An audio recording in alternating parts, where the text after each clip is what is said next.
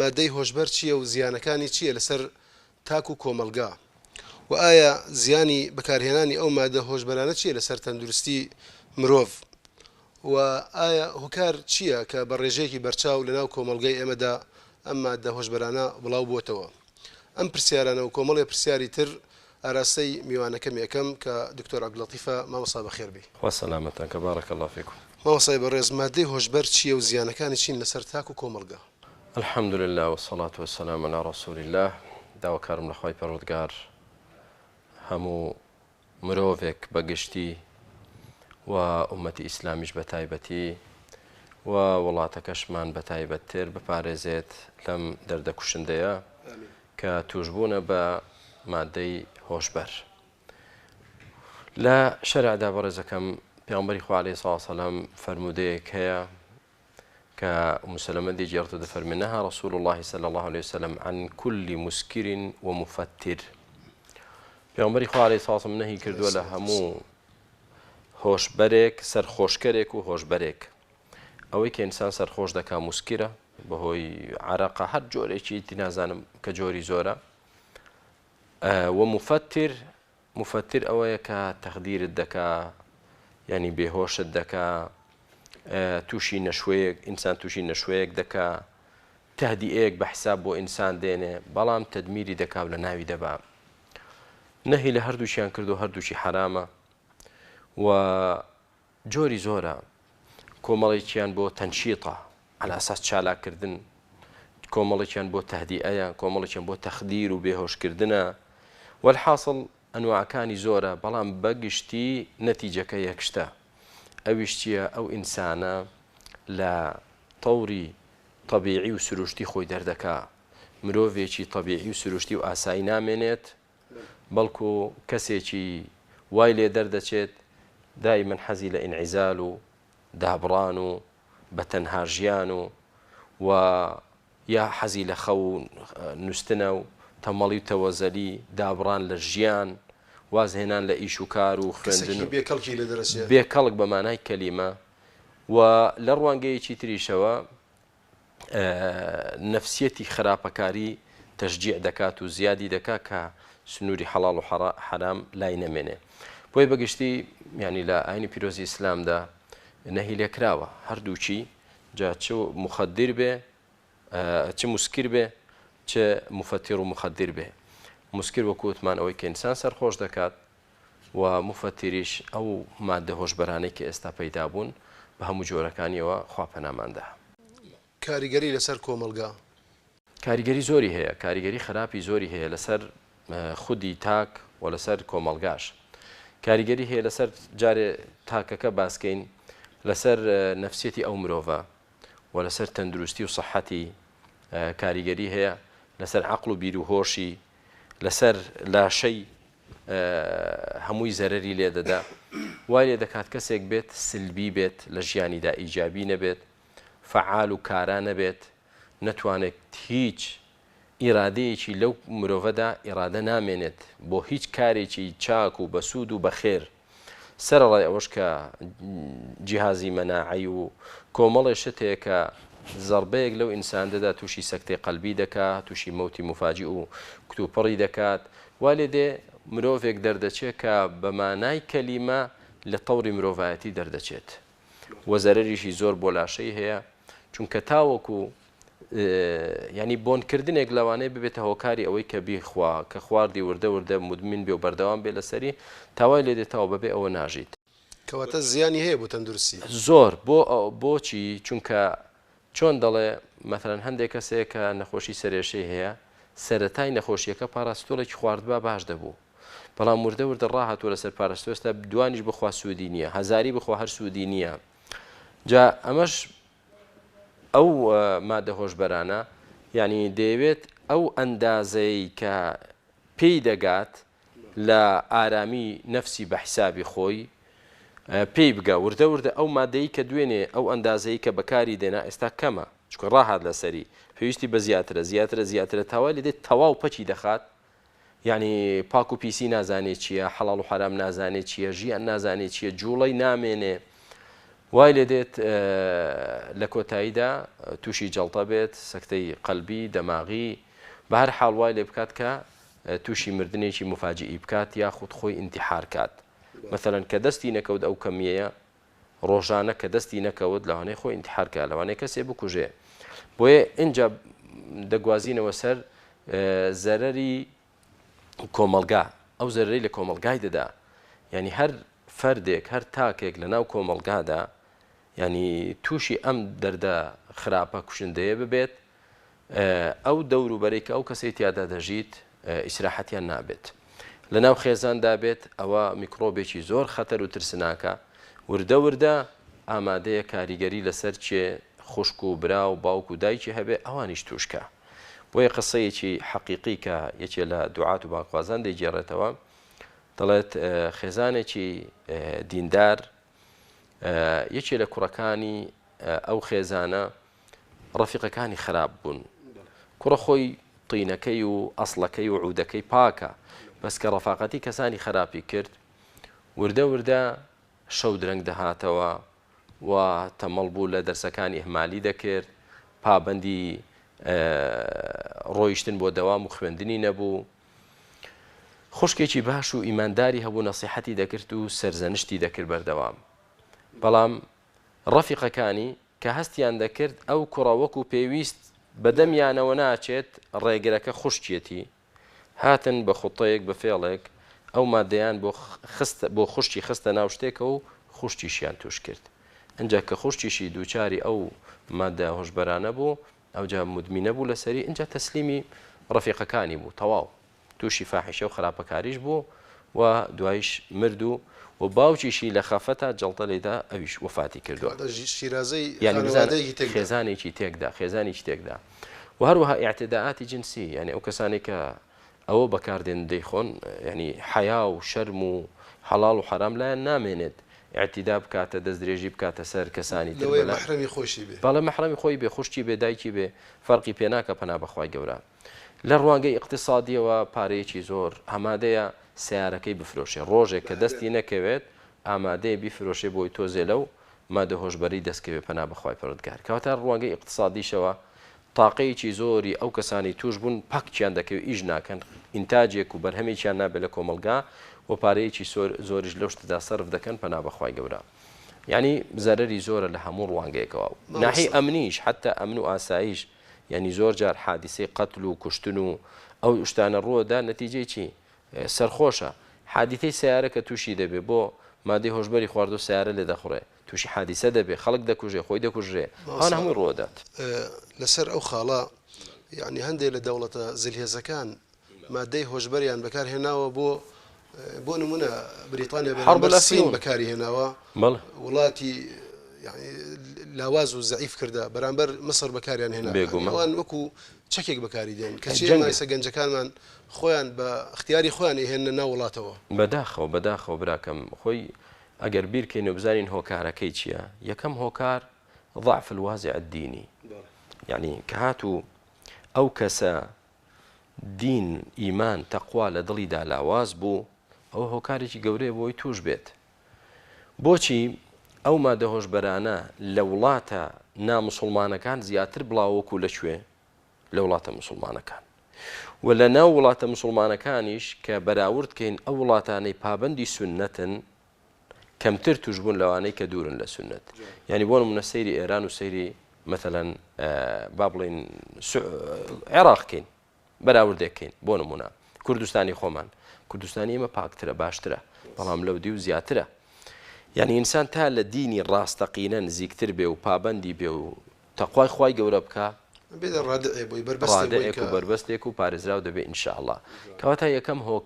یەکەم هۆکار لاوازی ئیمان دووەم هۆکار ڕەفیقی خراپ ئینسان ڕادەکێشن بەرە ئەو جۆرەشتانە ساحب یەسحەبو ڕای دەکێشێن سێم هۆکار ضعفی تربیەی والیدەین بۆ مناڵەکانیان یعنی پەروەردەی دایک و باوک بۆ مناڵی کە پەروەردەیەکی ڕاست و دروست نەبوو و مراقبەی بەردەوام و بە دووەداچوونی مناڵەکانیان نەبوو ئەوە مناڵەکەی معەڕەدە لە ڕۆژگارێکدا دەژین کە بدزرێت نەک دزینی لاشەیی، دزینی ئەخلاقی، دزینی فکری عەقیدەیی، ئەو مناڵەی تووشی بەڵایەکی ئاوە وەکو مادە هۆشبەرەکان دەبێت و لە دەستیان دەچێت. ماوسا بیستراوەڵێن هەندێک گەجەڵێن ئێمە خاوەنی ئیرادێکی بەهێز و بەقەوەتین، گوێمان لێ نییە تێکەڵی ئەوانە بین لەوەیە بڵێ با جارێ تاقیکەمەوە برازانێ بە هۆی یەک جار تاقیکردنەوە تووشە بێ. واللهی یەکێ لە دوعات نمونەیەکی جوان دێنێتەوە لەسەر باجارێ تاقیکەمەوە، دەفەرمێ ئینسان لە یەک بۆنکردنێکەوە تەواو تووشی دەبێت و تەسلیمی دەبێت، ناچار دەبێت بەکاری بێنێت بێخوات. دەڵەوەکەوە وایە قومبەلەیەکی تەوقیت دانراوە، هەر دەستێکی لوغمێک لەو ئەلغامانەی کە دادەنرێ، هەر دەستت لە سەریدانەی پێی لە سەردانەی دەتەقێتەوە. ناکرێت تۆ بڵێ تاقیکەمەوە چۆنە پێ تاقی ناکرێتەوە، کۆتاییت پێدێنێت تەواو دەکات. یعنی ئەوە نییە بڵێ وەڵا من قەیچێکە وەڵا لەگە ڕەفیقەکەم چوومە دەرەوە با پێکێ شەراب خۆمەوە و با تۆزێ لە مادە هۆشبەرەکانیش کوڕ خۆ من هەرەو جارەیە لەبەر دڵی ئەوان نا کۆتاییت پێدێ، هەرەوەندە لوغمەکە پێتا تەقیەوە، هەرەوەندە بۆنیت کرد، هەرەوەندە تامیت کرد، ئەو کاتە ئەو ئینسانە مدمنی دەبێ. پێشترگەری بۆ کەمەسا بڵێ کار لە جگەرەدا نییە و زۆر جاری شێلەوانی بیکەنە ناو جگەرەیەکەوە بیدەن ڕەفیقەکان بۆی تووشی کەن. سەرەتا مەمنونت دەبن ڕەفیقی خراپ، تەکلیف لێ دەکەن، داوات لێ دەکەن مشارەکەیان کەی بەشداریان بکەی. بۆ سبەی کە کردت ئەمڕۆ بۆ سبەی دەست و قاچیان ماچ دەکەی بۆی بیدەنەوە پێت لەو جۆرت بدەنێ. یعنی ئاوا ترسناکە پەنا بەخوای گەورە. مامەستا ئەگەر کەسێک ئالوودە و معتادی ئەو مادە هۆشبەرانە بوو چۆن چارەسەر ئەکرێ؟ ئەو ڕێگا چارانە چین کە بۆی دەستبەرداری بێ واز بێنێ؟ بێگومان یعنی دوو جانب هەیە، جانبێکیان صحیە ینی حکوومات پێی هەڵدەستێت و جانبێکیان شەرعیە ینی تەوجیهات و ئێرشاداتی دینی. ئەوەی کە حکوومات پێی هەڵدەستێ ینی شوێنی تایبەت بۆ ئەو کەسانە و تەربیەی تایبەت، پەروەردەی تایبەت و مەنع دەکرێن لە ئەو جۆرەشتانە و ماوەیەک دادەبڕێن، ینی دەخرێن حەجرێکی صحیەوە، نابێت تێکەڵ بن، نابێت خەڵکانێک ببینن کە ئەو شتیان بۆ بێنێت، چکەوان هەوڵ دەدەن بە هەر شێوازێ بێدەستیان بکەوێ. یعنی حکوومەت ڕێکاری خۆی هەیە، بەڵام لە ڕوانگەی شەرعەوەکەوە تەقویەی ئیرادەی ئینسان دەکا شەرع، وا لە ئینسان دەکا خۆی زاڵ بێ بەسەر نەفسی خۆیدا، بیرکردنەوە لە عاقیبەتی بەکارهێنانی مادەی سەرخۆشکەر و هۆشبەر. ئینسان بیر لە عاقیبەتەکەی بکاتەوە. يعني خواهي قولك هذا فرمي إنما الخمر والميسر والأنصاب والأزلام رجس من عمل الشيطان فاجتنبوه. يعني بيسا وكردوي شيطانا ديلي دور كونوا بشكو سرفراز وسركوتوبن كواتا تو نسرفراز وسركوتو دبي كبي خويت. يعني لدنيا دابون منبير كوا أو كساني دوشاري أو دبن كسي كان لدردتشت. يعني كساني جورهن لجيان دا لدنيا دا كساني جورهن ك ئینتاج و ئیبداعی بواری خۆیان زۆر گەورەیان هەبووە. دوایی کە توش بوون بە 10 ساڵ و 15 ساڵ و 20 ساڵ تەواو ئینعیزالیان کردووە، هیچ ئینتاج و داهێنان و ئیبداعێکیان نەما، هیچ ذکر و ناوێکیان نەما، تا لە ئەخیرە فریای خۆیان کەوتونەوە و ڕزگاریان بۆ لەوە. بۆیە ئینسان کە تووشی ئەوە بوو بیر کاتەوە کە ئەو کارە بکات، یعنی کۆتاییت پێدێتەوە، پێش ئەوەی بمری تۆ مردوویت، تۆ مردوویت کۆتاییت پێێتەوە، بۆ چونکە هیچ خێرێک لە تۆ چاوەڕوان ناکرێ، نوێژت پێ ناکرێ، تاعەتت پێ ناکرێ، چاکەت پێ ناکرێ، ڕێزگرتنی دایک و باوکت پێ ناکرێ، و کارێکی سوود بەخش بۆ کۆمەڵگات پێ ناکرێ، خوێندنت پێ ناکرێ، کەسابەتت پێ ناکرێ، ناهێڵە، ژیانت ناهێڵێت. بۆیە یعنی کە بێت و ئینسان لە یوتیوب سیر کا بۆ نمونە حاڵی ئەو کەسانەی توش بوون بە مادەی هۆشبەرەکان لە ئەمریکا مەثەلەن، هەر یعنی کە سەیری دەکەی دەڵێ ئەمە چین، ئەمانە ئەژین، مردوون، زیندون، یعنی حاڵیان زۆر خراپە. لە کۆڵانێکی پیسدا هەمووی کەوتووە، ئەوەی کەوتووە، ئەوەی بە چەماوەی وەستاوەتەوە، ئەوەی کە لەسەر پشت کەوتووە، تێگەیشتی هیچ ژیانیان نییە. یعنی بۆیە ئامۆژگاریم وایە کە یعنی کەسانێک بیر لەوە دەکەنەوە با سەیری ئەو ڤیدیۆیانە بکەن ئەوانەی کە توش بوون حاڵیان چی و لە چ حاڵەتێکدا دەژین. وەساتوانین پرسیاری یعنی لایەنی حکمی شەرعی ئەچێتە بابی کەبائیرەوە سەغائیرەوە؟ بێگومان کەبائیرە براکەم، بۆ ئەوانەی کە ئەی کێشن آخر ئەی کڕین و فرۆشتنی هەر شتێک لە شەرعدا ببێتە هۆکاری زیان گەیاندن بە تاک یا بە کۆمەڵگا بێگومان حرامە و ئەو کەسەی کە خۆی بۆ نمونە مادەی هۆشبەر بەکاردێنێ تاوانبارە تاوانباری گەورە بەڵام لەو تاوانباری گەورەتر چێیە ئەو کەسێک کە تیجارەتی پێوە دەکا کە ژیان و دین و دنیای خەڵک و ئاخرەتی خەڵک دەسووتێنێ و لە ناوی دەبا بۆیە بازرگانیکردن بەو مادەیەوە قازانجێکی دنیای زۆری تێدایە تاجیرەکان حسابی خوێنی خەڵکی بەڵام لەسەر حسابی ژیانی خەڵک دینی خەڵک ئەخلاقی خەڵک ئەو هیچی ناهێڵن بۆیە ینی حقیقەتەن حکوومەت هەر چەندە تون بێ بەرامبەریان و عقوبەی ڕادع هەبێ ئێستا هەر کەمە چکە بەڕاستی ژیان لە کۆمەلگا تێک دەدەن ژیان لە خەڵک تێک دەدەن یعنی دۆزەخێک لە دنیادا بۆ خەڵک دروست دەکەن زۆر جار ئەو کەسانی کە توش دەبن خۆی انتحار دەکات یا دەچێ خەڵک دەکوژێ لەسەر ئەتفەهترین شت یا تعدای ناموسی دایک و خوشک و کچی خۆی دەکات پەنا بەخوای گەورە ئێکەواتە لەوە کاریسە و خەتەرتر چی پێویستە ئینسان دڵنیا بێت کە لە شەرعدا زۆر حرامێکی گەورەیە چکە الحکم يدور مع العلة يعني علەتی حرامبوونی عەرەق چییە ئەوەیە ئیسکارە عەقڵت نایەڵێ لە ئیسلامدا پێنج شت هەیە بۆ لەوەیە بۆ ماوەیەکی کاتی بێ بەڵام مخدرات وان نییە مامۆستا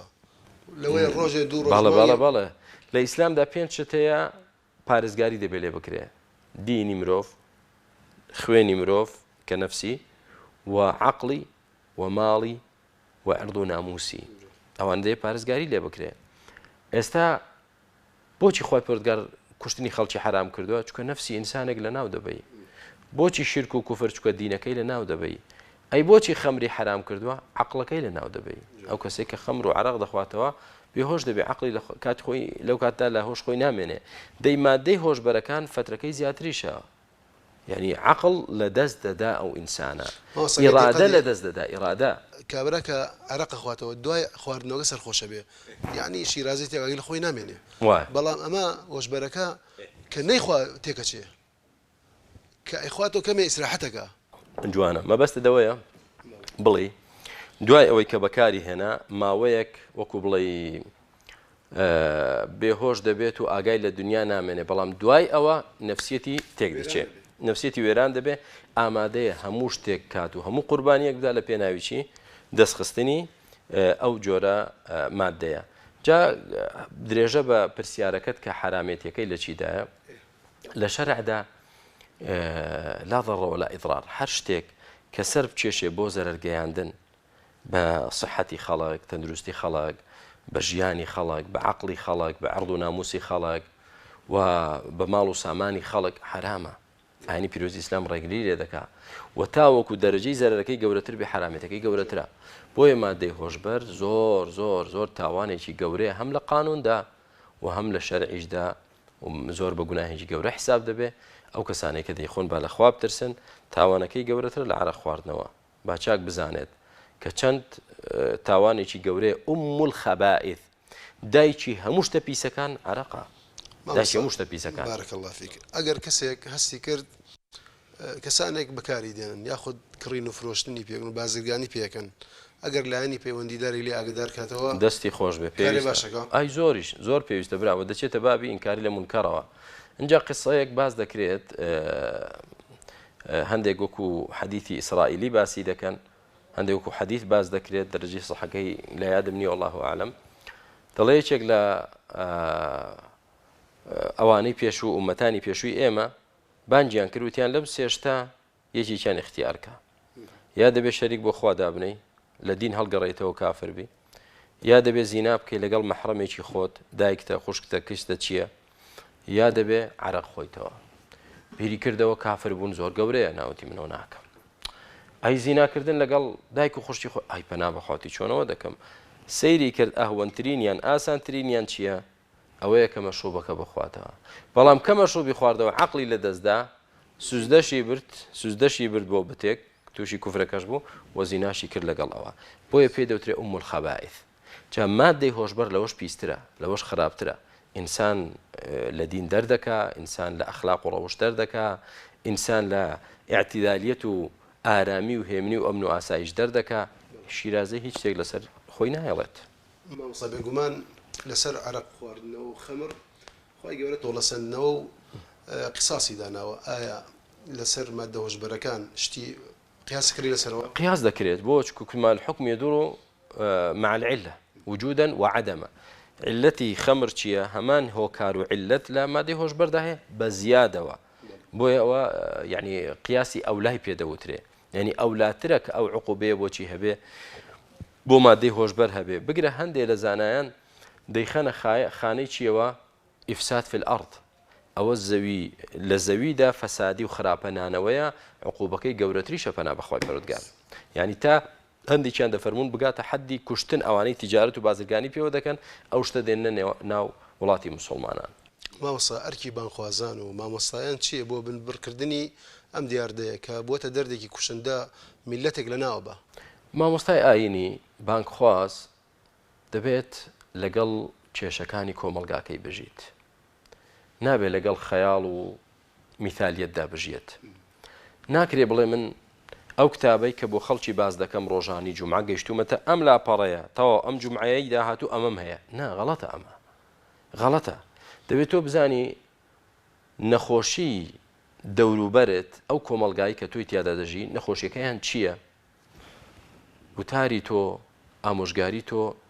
دەرمانی ئەو دەردەبێت باسی ئەوە بکەی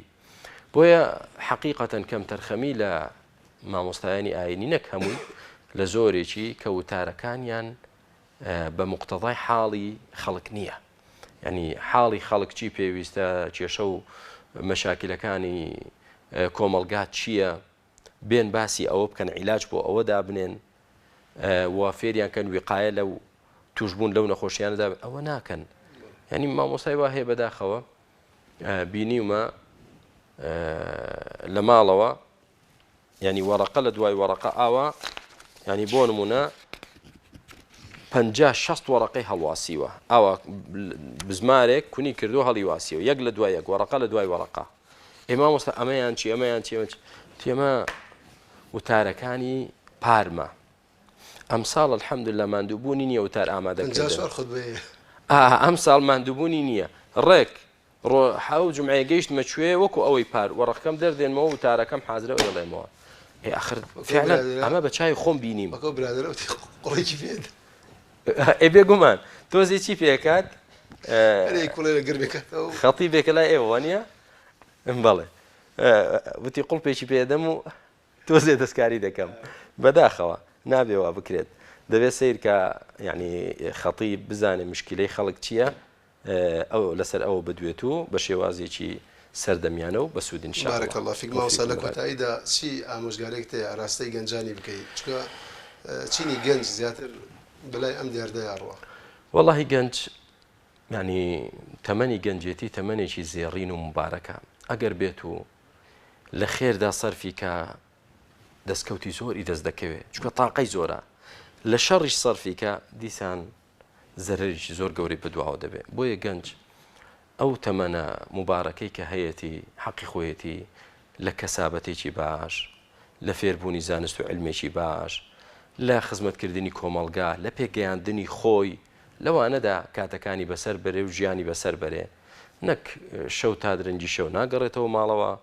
ئاگای لە باوکو دایکی نییە حسابیان بۆ ناکە ڕەفاقەتی ڕەفیقی خراپ دەکا دەچێتە کۆمەڵە شوێن کە شوێنی زۆر و گوناه و تاوانە قەیچێکا من ئەچمێ بەڵام من خۆم خۆ ناخۆمەوە من فڵان شتە ناکەم بۆیە یانەی شەوانەوە و مەجالیسی نازانم نێرگەلە و کۆمەڵ ئەشت هەیە گەنج خۆی لەوە بەرزتر و چاکتر دابنێت کات زۆر مبارەک و گرنگە ئینسان چێ بڵێ وڵا کات بەڕێ دەکەین کاکە چۆن کات بەڕێ دەکەی ئەم کاتەی تۆ پێت دراوە بۆ ئەوەی پلەی بەرزی دنیا و دو ڕۆژی پێت بەدەستبێنی بۆ پێت نەدراوە دەی بزانم چۆن زوو سەرفی کەم وەکو ئەوایە تۆ بڵین دەفتەری دۆلار بدەیت کەسێک بڵێ بەو دەفتەر دۆلارە کەسابەتێ بکە بزانم چ داهاتێکی پێ بەدەستدێنی ئەوش چرخێک شقارتەیەک بێنێ ئاگرێک وەڵڵاهی من دەمەوێت سەرفی کەم دەمەوێت سەرفی کەم دەی ئەمە یەکەمم سووتان دەمە $100 دووەمم سووتان کورە وردەوردەها زۆری نەماوە کات کوشتن ینی سووتاندن وەڵڵا لە دۆلار سووتانەکە زەرەرترە برای بەڕێزم إن لم تقطعه قطعك بۆیە ئینسان هەوڵدا گەنج هەوڵدا تو ئەو کاتەی لەبەردەست دەکاکە ئەوە هەمووی حسابی کە هەمووی دەفتەر دۆلارە لەبەردەستی تۆیە کاکە مەڵێ با کاتەکە بەڕێکەین کات بکوژین مهم کات کوشتنە کات مەکوژە ئەو کاتە تیایدا کاری بەسوود و پیرۆز بکە کە دوا ڕۆژێکی ڕووناک بۆ خۆت و خانەوادەت و نەوە نەتیجەکەت دابین کە ئینشاڵڵا بۆ کۆمەڵگاکەشت خی گەورە هیدایەتی منیش و تێگڕای خەڵک بدا بۆ ئەوەی چی چاکە بیکەین واشتێکیش کە زیان بەخش و خراپە لەی دوورکەوینەوە والحمد لله وبارك الله فيكم. خوا پاداشتی خێر بارك الله فيك. کێشا واسەڵام بینەرانی بەڕێز و خۆشەویست لێرەدا هاتینە کۆتاییان بەرنامەش تا بەرنامەیەکی تر و دیدارێکی تر بەخوای گەورەتان دەسپێرین خواتان لەگەڵ والسلام عليكم ورحمة الله وبركاته. ولا تتبع أهواءهم عما جاءك من الحق لكل جعلنا منكم شرعة ومنهاجا